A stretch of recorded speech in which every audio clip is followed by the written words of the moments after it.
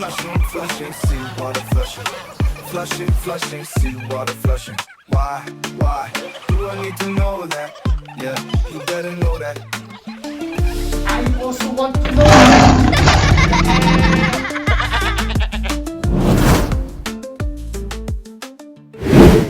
As we go through life, all kinds of things happen. Some expected, some not so much. And believe it or not, there might come a time when you'll have to do something like seawater flushing. You might be thinking, nah, that'll never happen to me. But hey, who can say for sure what life has in store? So let's dive in. We're about to walk through how to flush the shoreside line using seawater. Hope you enjoy it. Let's get into it. Now, if you're sailing around the world on a tanker, hopping from one oil terminal to another, you're bound to run into some new experiences. Every port's got its own rules and its own surprises. And sometimes, just when you think the discharging job is all wrapped up, the terminal comes back with, hey, before you leave, can you flush the shoreline with seawater? Yeah, I know. Not exactly what you signed up for, right? But that's life. We roll with it, we get it done. And sometimes, we even make it fun. Now, here's the deal. When that request comes in, the job's usually done from the ship's side. That means using the sea chest to suction in seawater, then flushing it through the shoreside line. Sounds simple, right? Well, yes and no, because let me tell you, even the tiniest mistake during this process, it can turn into one of those legendary moments you never live down. Like, remember that time we almost flooded the whole pier? Yeah, that kind of memory. So buckle up. We're going to break it down step by step so you don't end up becoming a cautionary tale.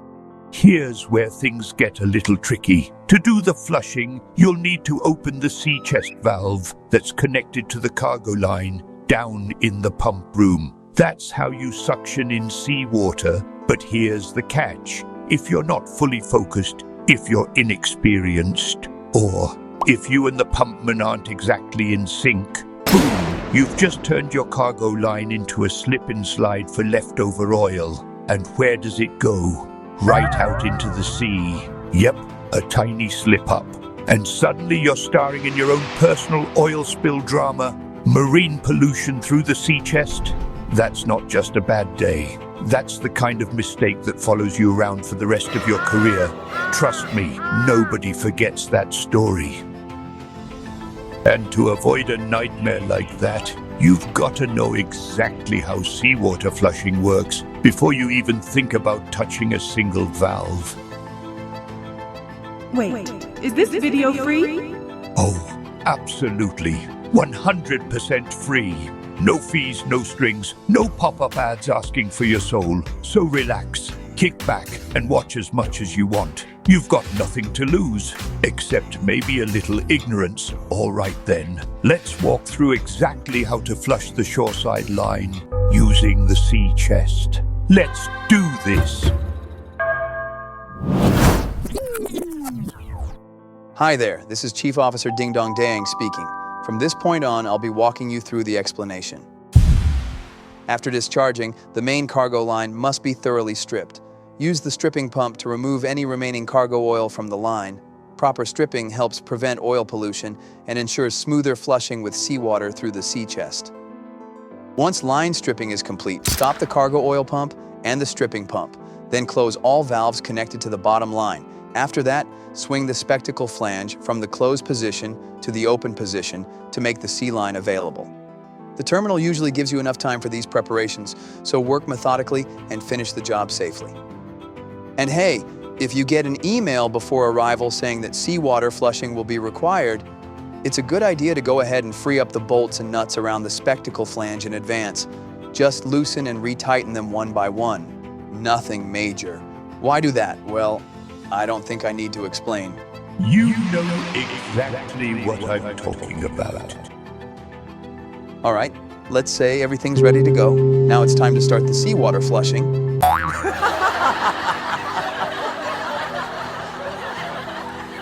Let's go. Let's go. Go, go, go, go, go, go, go, go. Step 1.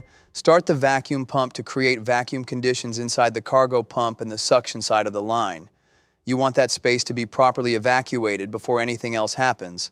Next, start up cargo pump number 3 and number 2, one after the other. But here's a pro tip.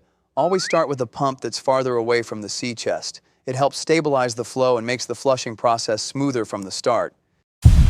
The reason the terminal may request line flushing after discharging is to prepare for scheduled inspection and maintenance of the subsea transfer line, the one running from the SBM all the way to the shore terminal. To do this, any remaining cargo inside the line must be pushed out with seawater, leaving it clean and ready for work. That's why a sufficient volume of seawater needs to be flushed through until the line is completely clean. Of course, on the shore side, they'll check and double-check the cleanliness through the sampling line. Flushing will only stop once they confirm the line is clean. That's why if you're trying to finish within the planned seawater volume, you need to flush the line as efficiently as possible. Otherwise, you might not be able to wrap things up as scheduled. To save time, the terminal will require both cargo pumps to be operated for line flushing.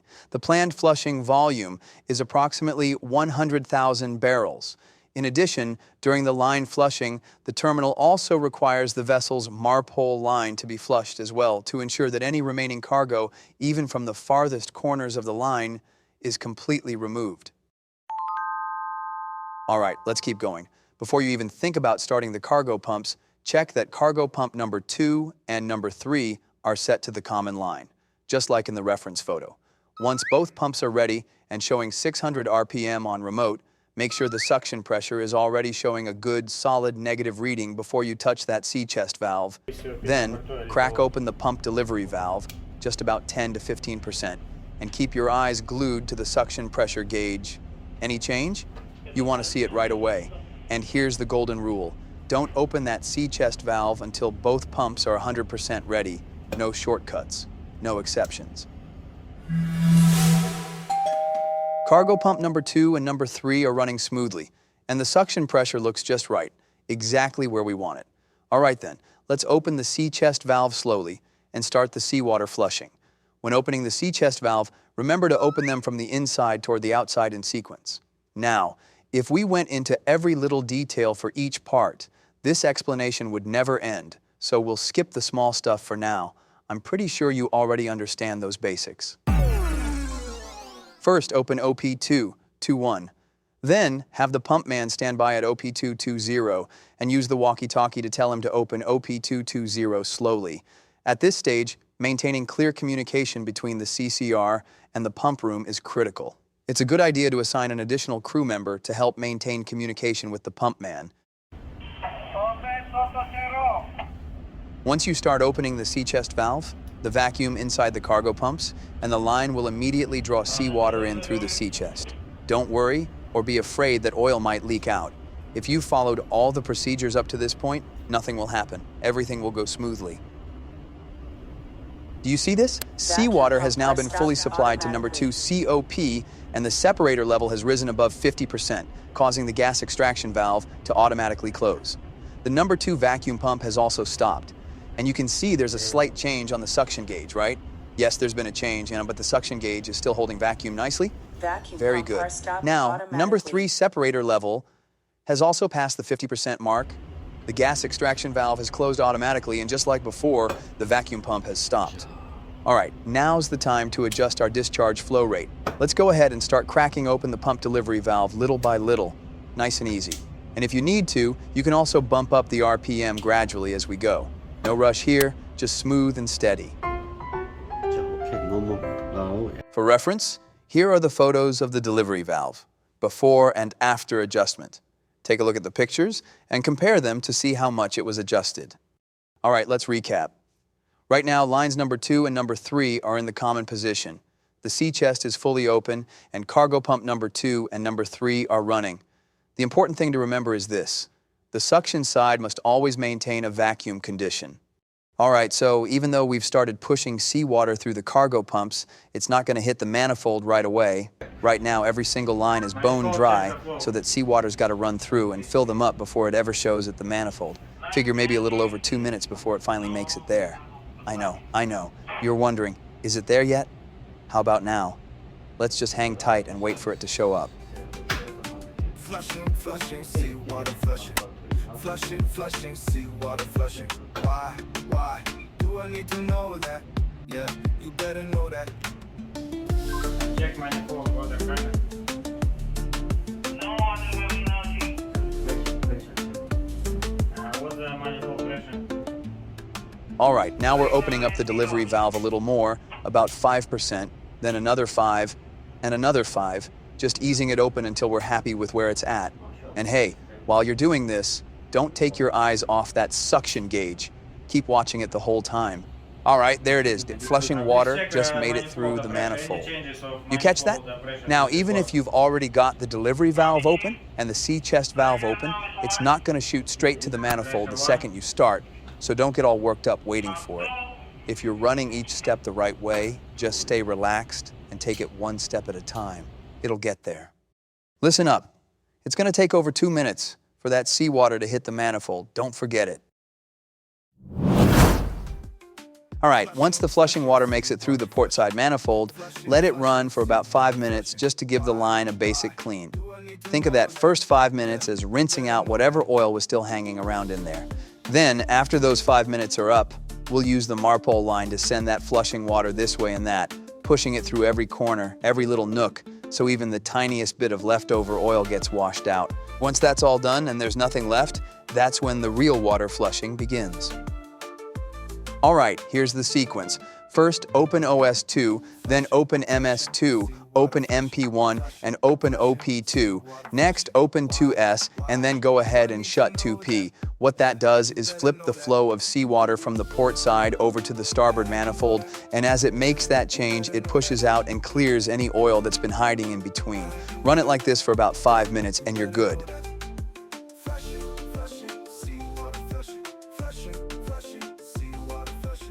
All right, once the number 2 line is done flushing through the Marpole line, we just put everything back the way it was. So, open 2P, then shut 2S, and after that, shut OS2 and OP2. Easy as that. Once flushing on the number 2 line through the Marpole line is complete, proceed with the number 3 line in the same way, flushing every corner. Open OS3, then open OP3, and open 3S, and start flushing seawater through the starboard Marpole line.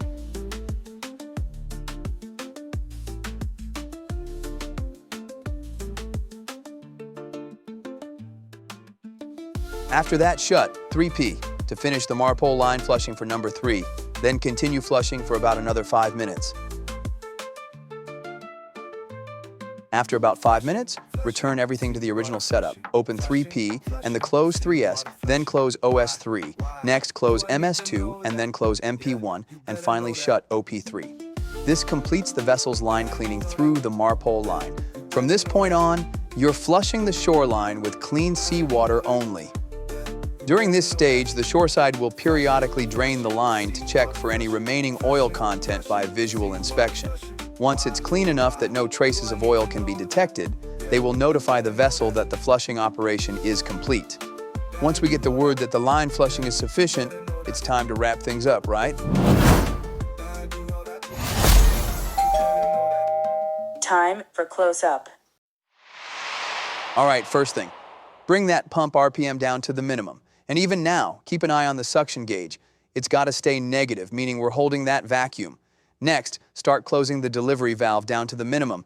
Don't slam it shut, leave it about 10% open until the sea chest is completely closed. Once all that's set, get on the radio to the pump room and have them start closing the sea chest valve nice and slow. This is the critical moment where coordination with the pump man is essential. When the pump man starts closing the sea chest valve, OP220, the CCR must keep a close eye on the suction gauge. The instant the gauge starts moving toward the negative side, quickly and fully close the delivery valve without delay. All right, then right after that, stop the cargo pump. Once it's fully stopped, go ahead and close the second sea chest valve, OP221. After that, we'll grab the stripping pump and run a line stripping to finish it off. Wait a second. Here's something I'm wondering. What happens to that oily water from the stripping later on? Don't worry, man. That? The oily water from stripping can be stored in whichever slop tank is more convenient, port or starboard, and then discharged to a slop barge provided by the terminal. If circumstances allow, this can be done at anchorage after departure from the terminal. If not, a slop barge can be arranged at the next destination. And just so you know, all costs involved are usually covered by the terminal. Hey, was this video helpful? If it was, don't forget to hit that like button and subscribe to the channel. Keep your spirits up, and I hope every single day is a good one for you.